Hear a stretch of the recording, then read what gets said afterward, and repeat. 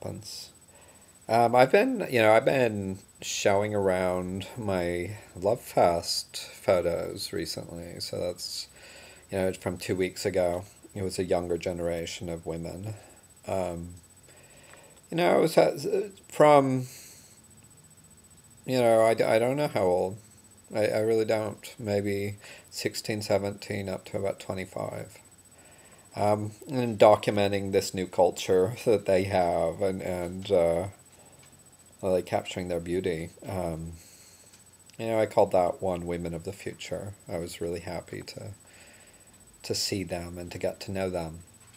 But one thing that's kind of interesting, it's unexpected.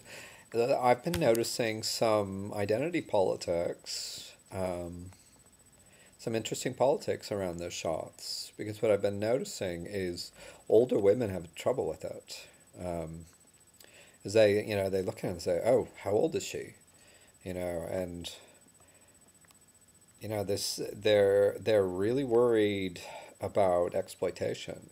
And so it's this kind of a vague word. It's kind of interesting, which encompasses documenting how these women are expressing themselves.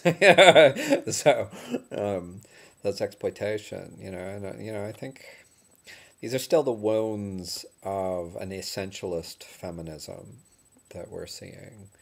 Is this idea that the category woman needs to be emancipated. I go for that because I think we all need to be emancipated.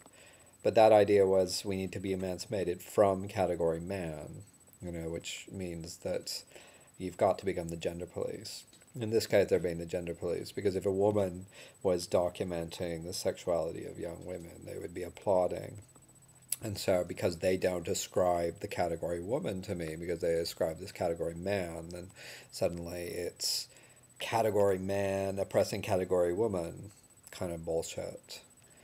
And I think it's actually really harmful. It kind of shows how Wendy Brown is right and how Judith Butler is right, that these so-called emancipatory discourses of feminism, of LGBT, how they end up participating in the state, how they end up participating in the censorship, in this huge censorship of American sexual values, of Puritanism, so you got these puritanical, resentful lesbian theorists, like let's all of them that I've seen from that first generation, Dworkin and what's her name from Society for Cutting Up Men, her Scum manifesto, after which she went and cut up Andy Warhol. It's like wonderful. It was born in hate, and um, emancipation does not happen through hate.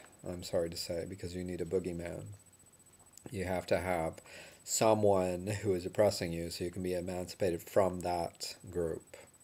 And the only emancipation is when we emancipate ourselves, and we emancipate ourselves of those identities.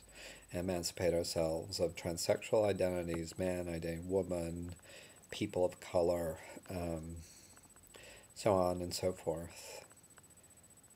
Queer, too. It's just another identity. And I'd throw genderqueer in there too. So let's not spare any of them.